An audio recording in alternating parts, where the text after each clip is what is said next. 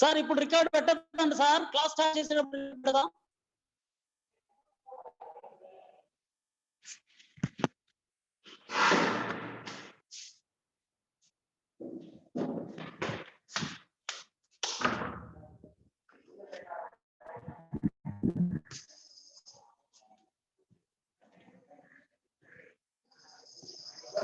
Sir male sir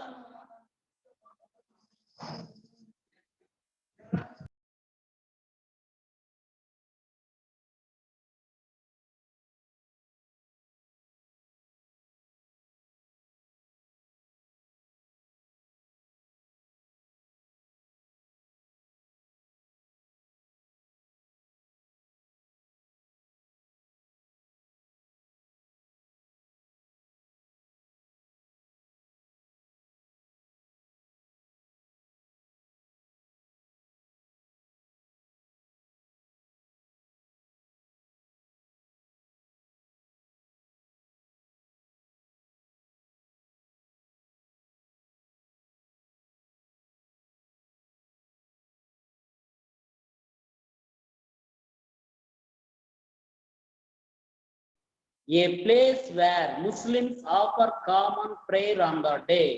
అంటే ఈద్గాహ్ అంటే ఏమంటే ఇది ఒక మన హిందువులకి ఎట్లయితే గుడితో సమానం, అదే విధంగా ముస్లిమ్స్ కి ఈ యొక్క మసీద్ అనేదాన్ని మనం ఇక్కడ ఈద్గాహ్గా చెప్పడం జరిగింది. అంత పవిత్రమైంది ముస్లిమ్స్ అనమాట ఈద్గాహ్ అనేది. ఈద్గాహ్ అంటే మనం ఒకటి గుర్తుపెట్టుకోవాలి, ఇక్కడ ఈద్గాహ్ అంటే మనం మసీదు అని మీరు అందరూ కూడా గుర్తుపెట్టారు. తెలుగులో చెప్పుకో అంటే పండగ రోజు మహమ్మదీయులు నమాజ్ చేయు చోటు అనమాట. ఇప్పుడు దానికి సంబంధించి ఈ పాఠం ఏంటంటే ప్రేమ్చంద్ అనేటటువంటి ఒక గొప్ప కవి ఈ యొక్క పాఠాన్ని రాయడం జరిగింది. ఎంత గొప్ప కవి అంటే చరిత్రని మన కళ్ళ ముందు చూపించేటటువంటి సత్తా కలిగినటువంటి ఒక ఉన్నతమైన కవి. ఆయన గురించి ఎన్నో రచనలు చేశాడు. ఆయన గురించి కూడా ఇప్పుడు మనం లేఖక పరిచయంలో చూస్తాం. ఇప్పుడు ఉన్మికీకరణ చూడండి ఒకసారి, మీ దగ్గర టెక్స్ట్ బుక్స్ అందరి దగ్గర కూడా ఉన్నాయి. ఉన్మికీకరణ కే బారే మే యా కహానీ పాఠాయే, ఇది ఒక కథ అన్నమాట, ఇది ఒక స్టోరీ. దీంట్లో ఏం చెప్పాడంటే ఉన్మికీకరణలో పతికోం కో జల్తీ दोपहर में पेट सदा देते हैं छाया, खुशबू भरे फूल देते हैं हमको नव फूलों की माला, त्यागी तरुओं के जीवन से हम भी तो कुछ देना सीखो. ఇక్కడ ఏం చెప్పాడంటే పతికోం కా అర్ధ్ రాసుకోండమ్మా. పతికో అంటే టూరిస్టులు, యాత్రికులు అని తెలుగులో చెప్పడం జరుగుతుంది. పతికోం అంటే టూరిస్టుల్ని మనం పతికోం అనే చెప్తాం అనమాట. దుపహర్ కా అర్ధ్ ఆఫ్టర్నూన్, మధ్యాహ్నం అంటే మధ్యాహ్నాన్ని మనం దుపహర్ అని హిందీలో చెప్పడం జరుగుతుంది. పతికోం కో జల్తీ दोपहर में पेड़ सदा देते हैं छाया. छाया मीन्स आपको मालूम, छाया का अर्थ है షాడో, నీడ. మంచి ఎండలో యాత్రికులకి నీడనిచ్చేది ఏంటంటే చెట్లు అనమాట. ఇప్పుడు మంచి ఎండలో మనం నడిచెళ్తూ ఉంటాం, ఒక 10 నిమిషాలు సేద తీరాలంటే ఒక చెట్టు కింద కూర్చుంటాం, అంతేగాని పోతూ పోతూ రోడ్లో కూర్చోలేము. కనుక ఆ విధంగా చెట్లు అనేవి మనుషులకి యాత్రికులకి ఎంతో ఉపయోగపడుతుందని చెప్పి చెప్పడం జరిగింది. అది ఎటువంటి సందర్భంలో అంటే మధ్యాహ్నం, దుపహర్ సమయం అంటే మధ్యాహ్నం సమయంలో బాగా ప్రజలకు ఉపయోగపడుతుంది. ఖుష్బూ భరే ఫూల్ దేతే హై హమ్కో నవ్ ఫూలోం కి మాలా. ఖుష్బూ కా అర్ధ్ సుగంధిత్ అంటే మంచి సువాసన కలిగినటువంటి పువ్వులు మనకి ఏమిస్తాయంటే నవ్ ఫూలోం కి మాల, మంచి పువ్వులతో నిండినటువంటి ఒక మాలని మనకి अर्पिस्ताय अన్నమాట. त्यागी तरुओं के जीवन से हम भी तो कुछ देना सीखें. तरु का अर्थ पेड़, पर्यायवाची शब्द भी कुछ है. तरु को वृक्ष भी कहते हैं, पेड़ भी कहते हैं.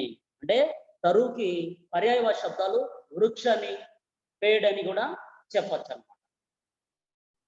త్యాగి తరుओं के जीवन से, ఈ యొక్క త్యాగం చేసేటటువంటి ఈ చెట్ల నుంచి తన చెట్ల యొక్క జీవితాన్ని చూసి కూడా మనం కూడా కొంత నేర్చుకోవాలన్నమాట. ఓకే, త్యాగి తరుओं के जीवन से हम भी तो कुछ देना सीखें. ఈ యొక్క త్యాగాన్ని చేసేటటువంటి చెట్లు చూసి కూడా మనం కొంత నేర్చుకోవాలంట. ఏం నేర్చుకోవాలో ఇక్కడ చూసినట్లయితే మనము కూడా ప్రజలకి కొంత ఇవ్వడం నేర్చుకోవాలి. అంటే ఇతరులకు ఇవ్వడం అంటే మీ దగ్గర ఉండేటటువంటి డబ్బులో ఇంకేదో దానం చేయమని కదా దాని అర్థం. అక్కడ ప్రజలకి సహాయం చేయండి. మీ యొక్క ఫ్రెండ్స్ కావచ్చు, మీ పక్కన వాళ్ళకి కావచ్చు, మీ వల్ల అయిన సహాయం తప్పకుండా ప్రతి ఒక్కరూ చెయ్యాలని చెప్పేసి ఇక్కడ మనకి చెప్తూ ఉందన్నమాట. దీన్ని రాసినటువంటి వ్యక్తి ప్రేమ్‌చంద్ అని ఆల్రెడీ మనం చెప్పుకున్నాం. కనుక ఇక్కడ ఏ విధంగా అయితే ఒక చెట్టు మంచి ఎండ సమయంలో యాత్రికులకి నీడనిచ్చి తన వంతు సహాయం చేస్తుందో, ఏ విధంగా అయితే ఒక పువ్వులతో నిండినటువంటి చెట్టు ఒక మంచి మాలనిచ్చి ప్రజల్ని ఆనందపరుస్తూ ఉంది. ఆ విధంగా ఇన్ని త్యాగాలు చేసేటటువంటి చెట్టును చూసి కూడా మనం కొంత నేర్చుకోవాలి. ఏం నేర్చుకోవాలంటే ప్రజలకి కూడా మన వంతు మనతో పాటు ఉండే వాళ్ళకి కొంత సహాయం చేయమని మనం నేర్చుకోవాలని చెప్పి ఈ ఉన్మికీకరణలో చెప్పడం జరిగిందన్నమాట. ఇక్కడ దీనికి సంబంధించి कुछ प्रश्न दिया। ये प्रश्न देखेंगे। पथिकों को जलती दोपहर में सुख व आराम किससे मिलता है? మీకు అర్థమైంది అనుకుంటున్నాను ప్రశ్న. మీ దగ్గర టెక్స్ట్ బుక్స్ ఉన్నాయి. పథికోं को जलती दोपहर అంటే పథికోं का अर्थ టూరిస్ట్, యాత్రికులు అన్నమాట. యాత్రికులు మంచి ఎండ సమయంలో మధ్యాహ్నం సమయంలో కొంచెం రెస్ట్ తీసుకోవడానికి, ఆరాం కర్నా అంటే విశ్రాంతి తీసుకోవడానికి కిస్సే మిల్తా హై అంటే దేని నుంచి లభిస్తుంది విశ్రాంతి అనేది. మంచి ఎండ సమయంలో నడిచి వెళ్తూ ఉంటే వాళ్ళకు 10 నిమిషాలు విశ్రాంతి కావాలి. వాళ్ళు పోయి హోటల్లో పోయేసి అక్కడి నుంచి నడిచిపోయి హోటల్లో విశ్రాంతి తీసుకోలేరు కదా.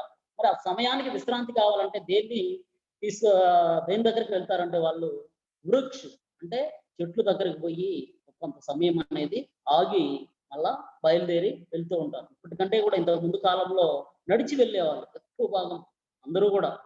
ఈ గుర్రపు బండ్లు కానీ ఎద్దుల బండ్లు తర్వాత వచ్చాయి. దానికి ముందు నడక ద్వారా పోయారు. ఆ సమయంలో ఈ చెట్లు అనేది ఎంతో ఉపయోగపడింది. ఈ రోజులు కూడా చెట్లు మనకి బాగా ఉపయోగపడుతుందనే చెప్పొచ్చు. పండ్లు కావచ్చు, పువ్వులు కావచ్చు, అన్ని రకాలుగా మనకి ఇస్తూ ఉన్నాయి. ఉద్దేశ్య ఈ కహాని మనకి ఇవ్వడంలో ముఖ్య ఉద్దేశం ఈ పాఠాన్ని. దాని ఉద్దేశం ఏంటంటే कहानी विधा की भाषा शैली से परिचित कराते हुए छात्रों में कहानी लेखन कला का विकास करना। कहानी विधा, कहानी का స్టోరీ. ఈ స్టోరీ యొక్క భాషా శైలి, ఆ యొక్క లాంగ్వేజ్ స్టైల్ అనేది మనకి పరిచయం చేయడం మొదటి విషయం. దాంతో పాటుగా ఛాత్రం కా స్టూడెంట్స్, మీరు విద్యార్థులు అన్నమాట. మీలో కూడా కథలు రాయడంలో ఒక నైపుణ్యాన్ని, ఒక స్కిల్ని మీలో కూడా డెవలప్ చేయాలి అనే ఉద్దేశంతో. ఎందుకంటే ఈ ఈద్గాహ్ అనేటటువంటి స్టోరీని మనం చదివితే ఇంకా ఇది ఒక పెద్ద బుక్ గానే ఉంటుందన్నమాట. అటువంటి దాన్ని మనం చదివినట్లయితే మనకి ఎట్లుంటుందంటే అసలు నిజంగా జరిగిందా, మన కళ్ళ ముందు జరిగినటువంటి ఈ విషయాన్ని మనకి కళ్ళ ముందు జరిగినట్లే చూపించడం జరుగుతుంది అన్నమాట ఈ యొక్క స్టోరీని చదివితే. त्याग सद्भाव व विवेक जैसे संवेदनशील कर्तव्य बोध संबंधी गुणों का వికాస్ కర్నా. అదేవిధంగా మీలో కూడా త్యాగ్, ఇతరుల కోసం, మన అనే వాళ్ళ కోసం కావచ్చు, ఇతరుల కోసం కావచ్చు, ఎంతో కొంత సహాయం చేయడం, త్యాగం చేయడం. సద్భావన అంటే మంచి భావనలు కలిగి ఉండడం, ఎవరికి కూడా చెడు చేయకుండా అందరికీ మంచి చేసే విధంగా మనం ఉండడం. వివేక్ అంటే అన్ని విషయాల్లో తెలివిగా మనం నడుచుకోవడం. సంవేదనశీల్ రాసుకున్నామా. సంవేదనశీల్ అంటే ఏమంటే ఎక్స్పీరియన్స్. సంవేదనశీల్ का अर्थ है एक्सपीरियंस అంటే సంవేదనశీల్ కర్తవ్య బోధ్, మన ఎక్స్పీరియన్స్ ని మనం దాన్ని నేర్చుకున్నటువంటి విషయాల్ని ఎక్కడో ఒక దగ్గర దాన్ని ప్రక్షేపిస్తూ మనం ముందుకు పోవాలన్నమాట మన జీవితంలో కూడా. అంటే మనం కూడా అభివృద్ధి చెందాలి అనేటువంటి విషయాన్ని మనకి ఇక్కడ తెలుపుతూ ఉంది. గుణంతో వికాస్ కర్ణ, ఇటువంటి గుణాలన్నీ కూడా మీలో డెవలప్ కావాలి. ప్రతి విద్యార్థిలో ఇటువంటి గుణాలు డెవలప్ కావాలని చెప్పేసి ఈ పాఠాన్ని మనకి ఇక్కడ ఇవ్వడం జరిగింది.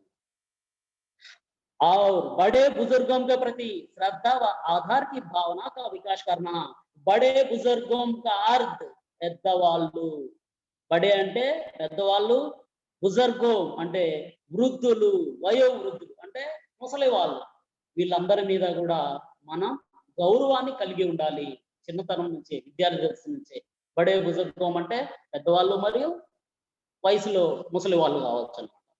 శ్రద్ధ అంటే ప్రత్యేకమైనటువంటి ఒక గౌరవం, ఒక భక్తి వాళ్ళ మీద మనం కలిగి ఉండాలి. ఆధార్ రెస్పెక్ట్, ఆధార్ కా అర్థం రెస్పెక్ట్. ఈ రెస్పెక్ట్ ను కూడా ప్రతి విద్యార్థి గౌరవించాలి. ఎందుకంటే మనం విద్యార్థి దశలో నేర్చుకుంటున్నాం, పెద్దవాళ్ళు మనకంటే ఎంతో అనుభవస్తులు కనుక వాళ్ళ దగ్గర కూడా మనం కొంత నేర్చుకొని వాళ్ళకి మన వంతు మనం సహాయం చేయడానికి ప్రయత్నం చేయాలి. కించపరచకూడదు, వాళ్ళని ద్వేషించకూడదు. అది ముఖ్య ఉద్దేశం ఈద్‌గా పాఠాన్ని మనకి ఇవ్వడం. ఎందుకంటే ఇక్కడ వాళ్ళ నాన్న ఉండడు ఈ పాఠంలో, వాళ్ళ అమ్మ కూడా ఉండదు. కానీ ఆ పిల్లవాడిని వాళ్ళ అవ్వ సాకుతూ ఉంటుంది. ఆమె యొక్క ప్రేమ అనేది ఇక్కడ మనకి చూపించడం జరుగుతుందన్నమాట. అంటే మనవడు, అవ్వ యొక్క రిలేషన్‌షిప్‌ని ఇక్కడ చూపిస్తారన్నమాట.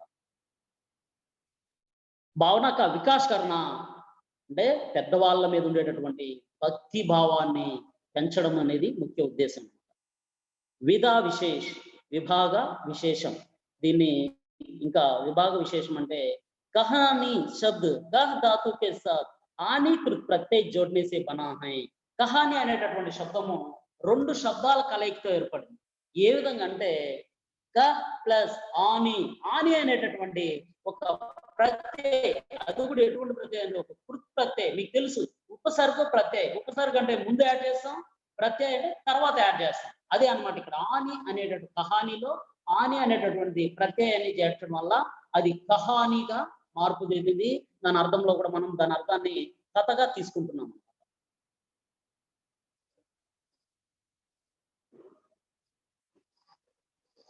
కహ్ కా ఆశయ్ కహనా సే హై. ఫస్ట్ కహ్ ప్లస్ ఆని కహాని అని చెప్పుకున్నాం కదా. ఆని అనేటటువంటి ప్రత్యయ యాడ్ అయింది. ఆడ కహ్ అంటే అర్థం ఏమంటే कहना, कहना माने చెప్పడం. कहना का अर्थ है చెప్పడం. किसी घटना या बात का सुंदर ढंग से प्रस्तुत किया जाना ही कहानी है. कहानी का अर्थ, कहानी అంటే ఏమంటే किसी घटना, ఏదైనా జరిగినటువంటి ఒక ఘటన కావచ్చు, లేకపోతే ఒక అందమైనటువంటి విషయాన్ని గురించి కావచ్చు, కళ్ళకు కట్టినట్టు చూపించే విధానమే ఇక్కడ కహాని అంటే కథ యొక్క ముఖ్య ఉద్దేశం అని మనం చెప్పొచ్చు అన్నమాట. इस कहानी में दादी व पोते का मार्मिक प्रेम दर्शाया गया है. इस कहानी में ఈ కథలో మనకి ఏమి ఇవ్వడం జరిగిందంటే దాది గ్రాండ్ మదర్, పోతే గ్రాండ్ సన్ అంటే ఒక అవ్వ మరియు ఒక మనవడు మధ్య ఉండేటటువంటి మార్మిక్ ప్రేమ్ అంటే టచింగ్ ఫీలింగ్స్, అంటే మన మనసుని టచ్ చేసేటటువంటి ఒక ఫీలింగ్స్ ని ఈ యొక్క కథలో మనకి పరిచయం చేయడం జరిగింది అన్నమాట. ఇక్కడ గుర్తుపెట్టుకోండమ్మా, దాది కా అర్ధ్ గ్రాండ్ మదర్, పోతే కా అర్ధ్ గ్రాండ్ సన్. इसमें कथन व संदर्भ वातावरण का सजीव चित्रण है. इसमें कथन ఇక్కడ ఇచ్చినటువంటి కథ మరియు సందర్భం అంతా కూడా ఆ యొక్క పరిస్థితికి తగినట్టే ఉంటుంది. మరియు మనందరం మనసులను కూడా గెలుచుకునే విధంగా రాయడం జరిగింది అన్నమాట మన ప్రేమ్చంద్ గారు. సజీవ్ చిత్రన్ అంటే నిజంగా మన కళ్ళ ముందు జరిగితే వచ్చేటటువంటి ఒక ఫీలింగ్ ని ఈ స్టోరీని చదివితే కూడా మనకు కలుగుతుందంట. సజీవ్ చిత్రం అంటే మన కళ్ళకు కనిపించేటట్టు. इसमें बाल्यावस्था की निर्मल भावनाओं का सुंदर प्रतिबिंब दर्शाया गया है. బాల్యావస్థ అంటే చిన్నతనంలో, నిర్మల్ కా అర్థం హై ప్యూర్. ఈ యొక్క నిర్మల్ భావనలన్నిటినీ కూడా అంటే ఎటువంటి కల్మషము లేనటువంటి భావాలన్నిటినీ పిల్లల చిన్నతనంలో ఎటువంటి కల్మషం ఉండదు, ఉండేది ఉన్నట్టు వాళ్ళు చెప్తారు. మనం కూడా పిల్లల మాట దైవ మాటగా కూడా చెప్పుకోవడం జరుగుతుంది, దైవ వాక్కు అంటాం.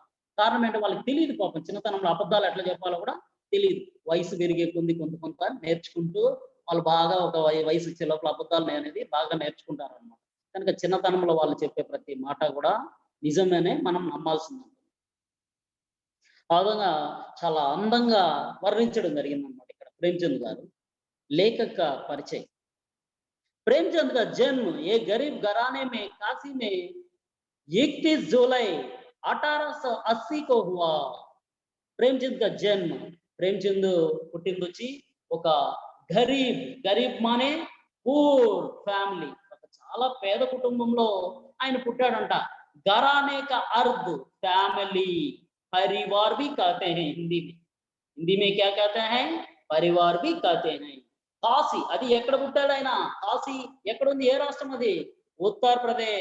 ఉత్తరప్రదేశ్ లో 31 జూలై 1880 సంవత్సరం అంటే 1880 అంటే 1880లో ఆయన కాశీలో పుట్టాడు. అది కూడా ఏదో బాగా డబ్బుండే కుటుంబంలో పుట్టలేదు ఆయన. చాలా నిరుపేద కుటుంబంలో పుట్టాడంట ఆయన. ఇన్కే బచ్పన్ కా నామ్ గణపత్ రాయ్ శ్రీవాస్తవ్ థా. బచ్పన్ అంటే చైల్డ్‌హుడ్ అంటే చిన్నతనంలో పేరు అన్నమాట. ఆయన చిన్నతనంలో ఆయనకి ఇంకొక పేరు ఉండేదంట. అంటే ఈయన కొద్దిగా పెద్ద అయిన తర్వాత ఆయనకి వచ్చినటువంటి పేరు ప్రేమ్‌చంద్. చిన్నతనంలో ఆయనకి గణపత్ రాయ్ శ్రీవాస్తవ్ అనేటటువంటి పేరు ఉంది. उसका नाम क्या है? गणपत राय श्रीवास्तव।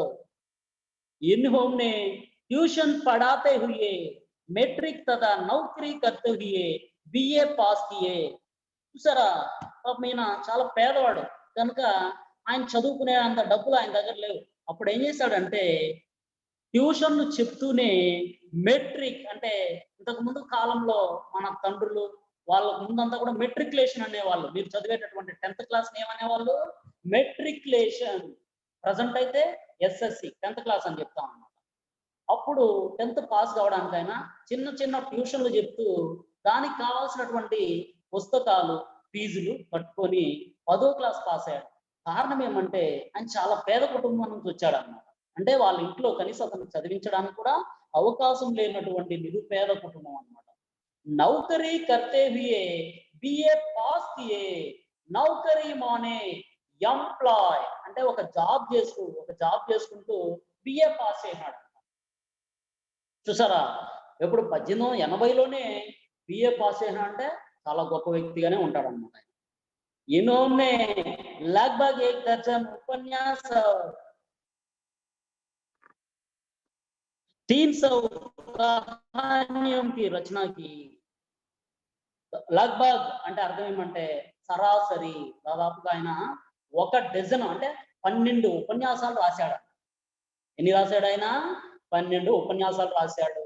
మరియు 300 కథలు కహానియం కథహై కథలు స్టోరీస్.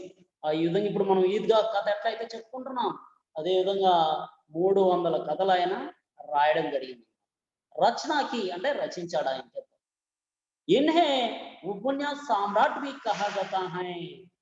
చూసారా ఆయన రాసినటువంటి ఒక 12 ఉపన్యాసాలు రాశాడు. 1 డజన్ ఉపన్యాసాలు.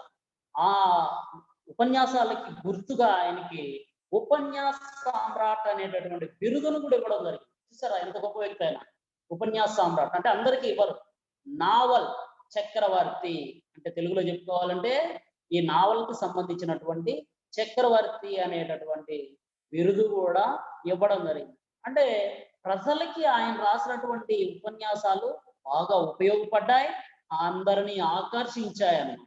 అందుకే ఆయనకు ఉపన్యాస సామ్రాట్ అనేటటువంటి ఒక బిరుదుతో కూడా సత్కరించడం జరిగింది.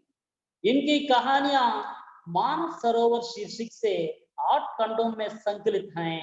इनकी कहानियां ఈయన రాసినటువంటి కథలన్నీ కూడా మానస సరోవర్ అనేటటువంటి పేరు కలిగినటువంటి ఒక పెద్ద బుక్. దాని పేరేం పేరు? మానస సరోవర్. శీర్షిక్ అంటే ఒక పెద్ద హెడ్డింగ్ కలిగినటువంటి ఒక పెద్ద బుక్. దాంట్లో ఎన్ని ఖండాలు ఉంటాయంటే 8 ఖండాలు ఉంటాయి. ఆ ఖండాలన్నింటిలో కూడా ఈయన రచించినటువంటి కథలన్నీ కూడా దాంట్లో బైండ్ చేయబడి ఉన్నాయన్నమాట. అంటే అన్ని దాంట్లో దొరుకుతాయన్నమాట. మానస సరోవర్ అనేటటువంటి ఒక పెద్ద బుక్ లో ఈయన రాసినటువంటి కథలు అన్ని కూడా దాంట్లో లభిస్తుంది. ఈ రోజుటికి కూడా మీరు ఎప్పుడైనా పెద్ద పెద్ద సెంట్రల్ లైబ్రరీలు పోయి చూసినప్పుడు మీకు ఈయన రచనలు కలిగినటువంటి పుస్తకాలు దొరుకుతాయి. బహుశా మనకి తెలుగు ఎట్లనో ఉత్తర భారతదేశంలో అయితే ఎక్కడ లైబ్రరీకి వెళ్ళినా మనకి కనిపిస్తాయి. కాకపోతే మనది హిందీ ప్రాంతం కనుక ఇక్కడ ఈయన రాసినటువంటి రచనలు మనకి తక్కువ కనిపిస్తూ ఉంటాయి. మనకి తిరుపతి అటువంటి యూనివర్సిటీ లైబ్రరీస్ అయితే కనిపిస్తూ ఉంటాయి. ఇంకా ఆయన రచించినటువంటి ఉపన్యాసాల పేర్లు గోదాన్, గబన్, సేవా సదన్, నిర్మల, कर्मभूमि, रंगभूमि, कायाकल्प, प्रतिज्ञा, मंगल सूत्र इनके प्रमुख उपन्यास हैं. ఈయన రచించినటువంటి ఇవన్నీ కూడా 1 డజన్ ఉపన్యాసాలు అని చెప్పుకున్నాం మొదటే. ఆ డజన్ లో మనకి ఇక్కడ కొన్ని ఇవ్వడం జరిగింది. గోదాన్, గబన్, సేవా సదన్, నిర్మల, కర్మభూమి, రంగభూమి, కాయాకల్ప్, ప్రతిజ్ఞ, మంగళ సూత్ర అనేటటువంటి ఉపన్యాసాలు అతి ముఖ్యమైనదిగా చెప్పుకోవచ్చు అన్నమాట. इनकी प्रमुख कहानियों में पंच परमेश्वर, बड़े घर की बेटी, कफन आदि प्रमुख हैं.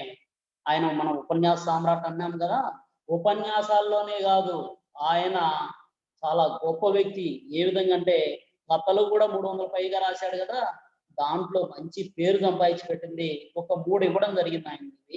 పంచపరమేశ్వర్, బడే గర్కి బేటి, కఫన్, ఈ 3 కూడా ఆయనకి అత్యున్నతమైన పేరు తెచ్చినటువంటి కథలుగా కూడా చెప్పుకోవచ్చు. ప్రముఖ్ అంటే ముఖ్యమైనవి.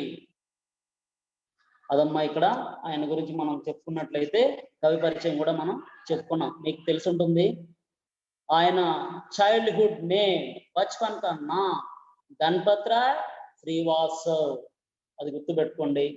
ఈద్గాహ్ అంటే ఇది ఒక కహానీ స్టోరీ అని కూడా మనం ముందే చెప్పుకున్నాము. ఈద్గాహ్ అనేది మనం ఒక రంజాన్ మాసంలో నమాజు చేసుకునేటటువంటి ప్రదేశం. అక్కడే ఒకేసారి వందల సంఖ్యలో కూడా నమాజు నిర్వహించడం అనేది ఆనవాయితీ. అదే నేను ముందే ఈద్గాహ్ అంటే పెద్ద అర్థం చెప్పాను ఇంగ్లీష్ లో. A place where Muslim pray on the day, అంటే ఆ రోజు వాళ్ళు కామన్ గా చేసేటటువంటి ఒక విషయం అన్నమాట. विषय प्रवेश, प्राचीन काल से ही नैतिक मूल्य भारतीय जीवन के प्रतिबिंब रहे हैं. ప్రాచీన కాల్సే అంటే పురాతనమైనటువంటి కాలం నుంచి కూడా మన భారతీయుల మనసుల్లో కావచ్చు, బ్లడ్ లో కావచ్చు, లేదు కనిపించే విధానంలో కావచ్చు, వాళ్ళందరిలో కూడా నైతిక విలువలు అనేది ఇమడబడి ఉన్నాయి. నైతిక విలువలు అంటే ఏమి? నీతి, నియమం, మనం ఏది చేయొచ్చు ఏది చేయకూడదు అనేటటువంటి కనీస ఇంకిత జ్ఞానం మన భారతీయులు ప్రతి ఒక్కరిలో కూడా ఉంది అనేదానికి సందేహించాల్సిన అవసరం ఏమీ లేదన్నమాట. ప్రతిబింబం అంటే మనకి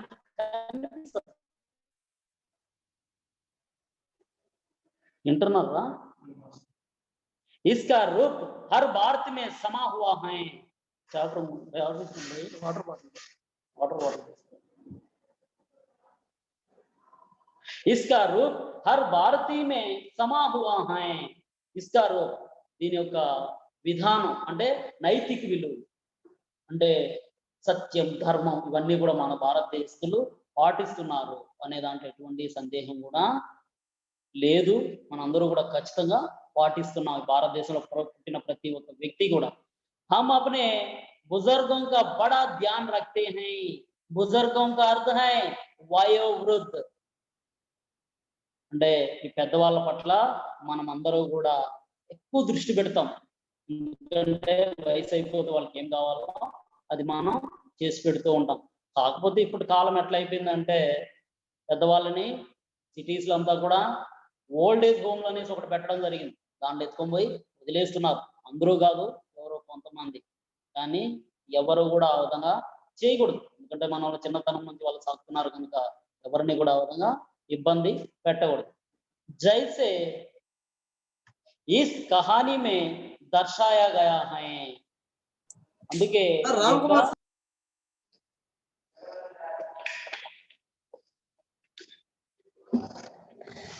ఇక్కడ మనం స్టోరీలో చూసుకున్నట్లయితే రంజాన్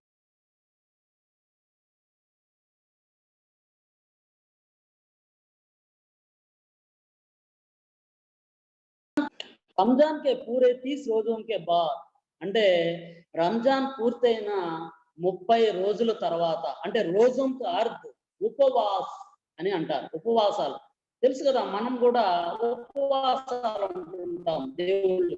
అదేవిధంగా ఈ రంజాన్ నెలలో కూడా వీలైనంత వరకు ప్రతి ముస్లిం సోదరుడు కూడా ఈ యొక్క ఉపవాసాలు అనేది ఉండడం ఆనవాయితీ.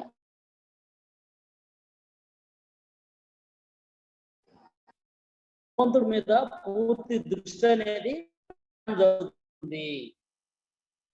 రాసుకోండమ్మా, రోజు అర్ధ్ ఉపవాస్ అంటే ఆ రంజాన్ నెల అనేది అది ఒక పండుగ పేరు అనుకున్నారు. అది రంజాన్ నెల ఒక పండుగ పేరు కాదు. ముస్లిం అదే ఈ యొక్క ఉర్దూలో 12 నెలలు ఉంటాయి. మనకి ఇంగ్లీష్‌లో ఎట్లయితే జనవరి, ఫిబ్రవరి ఉన్నాయో అదే విధంగా వీళ్ళకి కూడా 12 నెలలు ఉంటాయన్నమాట ఉర్దూలో కూడా. దాంట్లో 9వ నెల పేరే మనం రంజాన్ నెల. ఆ రంజాన్ నెలనే వాళ్ళు ఏం చేశారంటే ఒక పండుగ పేరుగా పెట్టుకోవడం జరిగింది.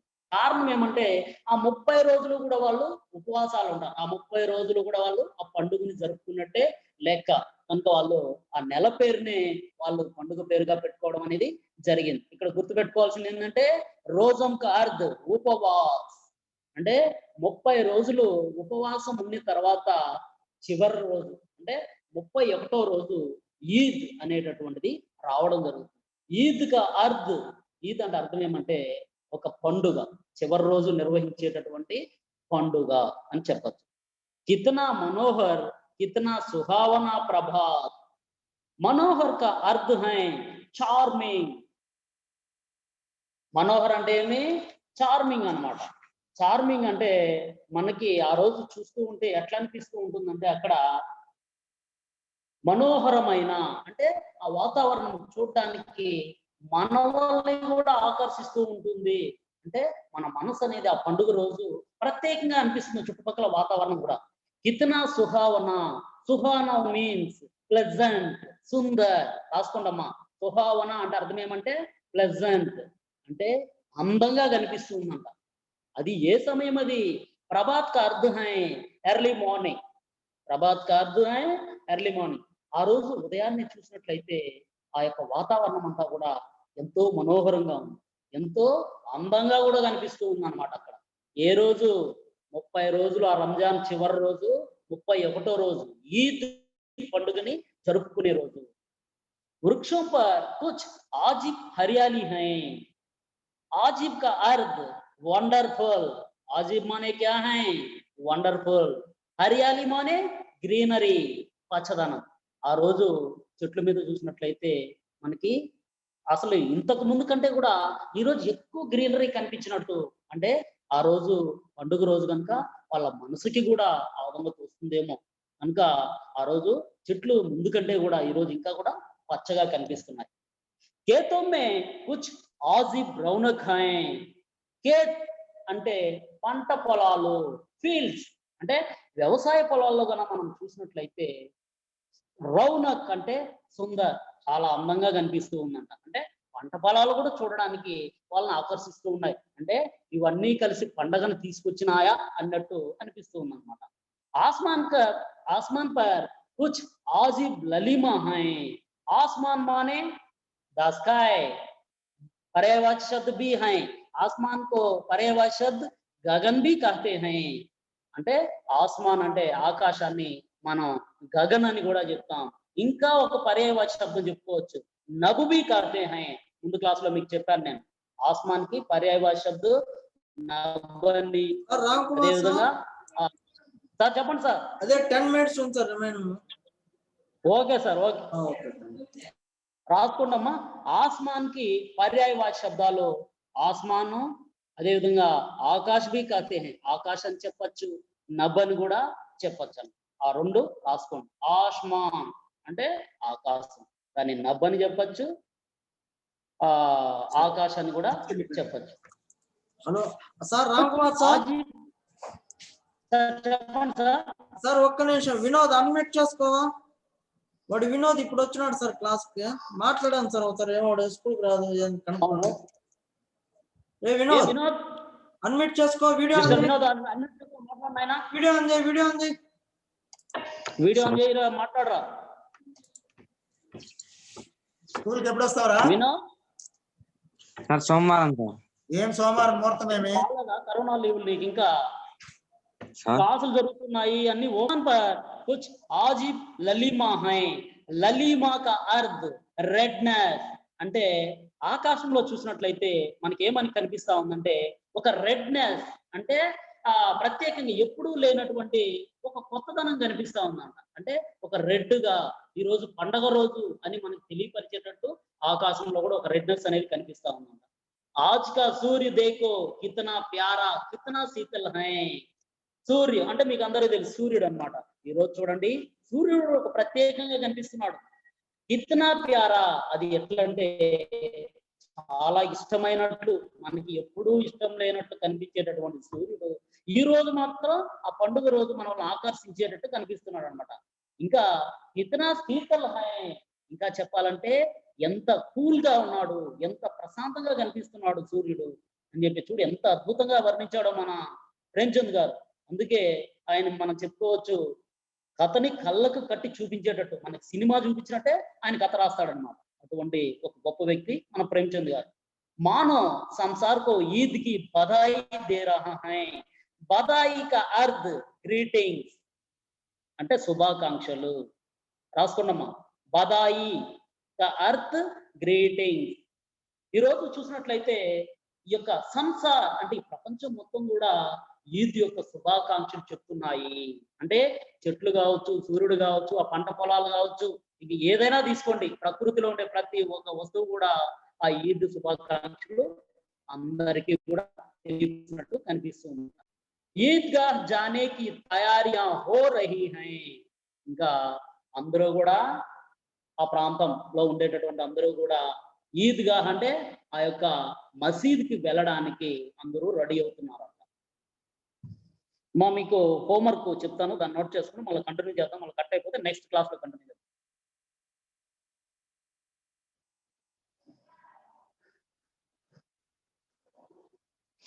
गृह कार्य बड़े बुजुर्गों के प्रति रास्कोटमा आदर श्रद्धा और स्नेह भावनाओं का महत्व अपने शब्दों में लिखिए.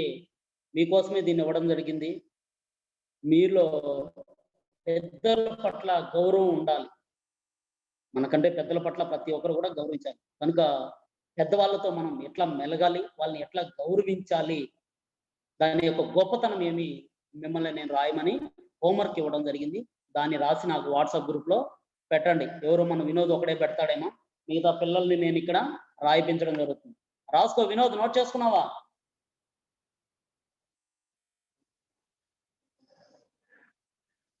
వినోద్ మ్యూట్ చేసుకొని అన్మ్యూట్ చేసుకొని మాట్లాడు సార్. రాసుకుంటున్నావా హోంవర్క్? రాసుకో.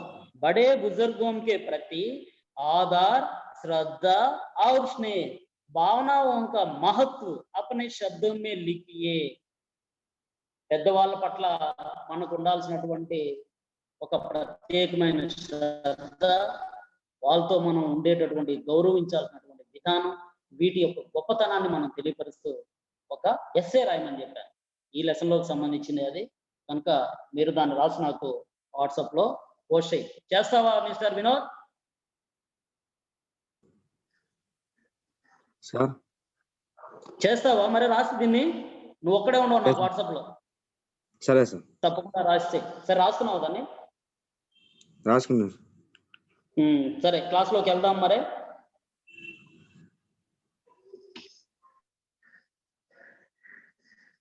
మీరు కూడా మా క్లాస్ లో కూర్చొని డిజిటల్ లో వెళ్తున్నారు కొందరు పిల్లలు, వాళ్ళు కూడా దాన్ని నోట్ చేసుకొని హోంవర్క్ నాకు చూపించాలి తర్వాత క్లాస్కి వచ్చినప్పుడు.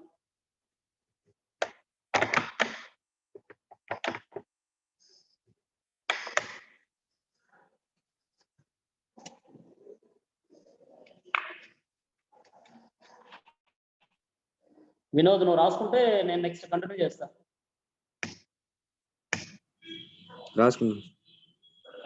రాసుకున్నావా? ఓకే చూడండి మా నెక్స్ట్ కంటిన్యూషన్ మా లెసన్.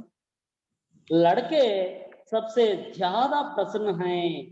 ప్రసన్న కా అర్ధ్ హ్యాపీ అంటే ఆనందం.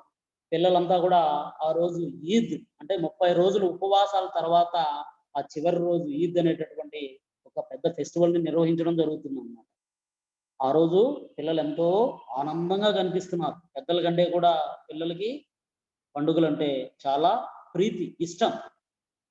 బార్ బార్ జేబ్ సే ఖజానా నికాల్ కర్ గిన్తే హై. బార్ బార్ ఆఫ్టన్ అంటే మళ్ళీ మళ్ళీ. పిల్లలు ఏం చేస్తున్నారంటే వాళ్ళ దగ్గర ఏదో ఉండేటటువంటి చిల్లరలను తీసుకొని, ఖజానా అంటే అమౌంట్ అంటే పైసల రూపంలో ఉంటాయి అన్నమాట, వాటిని తీసుకొని అప్పుడప్పుడు లెక్క పెట్టుకుంటున్నారు. గిన్నున్నా అంటే లెక్క పెట్టడం, దాన్ని మారు లెక్క పెట్టుకుంటే వాళ్ళకి ఆనందం. అబ్బా నా దగ్గర డబ్బులు ఉన్నాయి, ఈ రోజు నేను హ్యాపీగా కావాల్సింది కొనుక్కోవచ్చు అని వాళ్ళు ఆనందంగా దాన్ని పిల్లలు ఎదురుగా వాళ్ళ ఫ్రెండ్ కనిపిస్తే లెక్క పెట్టడం 1 2 3 అని. మహమ్మద్ గిన్తా హై 1 2 10 12. మహమ్మద్ అనే పిల్లవాడు లెక్క పెడుతున్నాడు. ఏమనంటే 1 2 10 12. అంటే మహమ్మద్ అనేటటువంటి పిల్లవాడి దగ్గర 12 పైసలు ఉన్నాయంట. అంటే ఇప్పుడు మనకి రూపాయలు వచ్చాయి కానీ ఇంతకుముందు పైసలు అంటే చాలా వాల్యూ. దానికి ఎక్కలేని వస్తువులు కొనుక్కొని తినొచ్చు, కొనుక్కోవచ్చు అన్నమాట. కనుక అప్పుడు పైసలే గొప్ప. ఈ రోజు రూపాయలతో మనం పోల్చుకోవచ్చు దాన్ని. ఉస్కే పాస్ 12 పైసే హై. అదే మహమ్మద్ దగ్గర 12 కా అర్ధ్ క్యా హై? 12 అంటే ఏమరా? 12 మానే 12. హిందీలో మనం సంఖ్యల్లో చెప్పుకుంటూ ఉంటాం. 12 అంటే 12. 12 పైసలు ఉన్నాయన్నమాట. మోహసిన్ కే పాస్ 15 పైసే హై.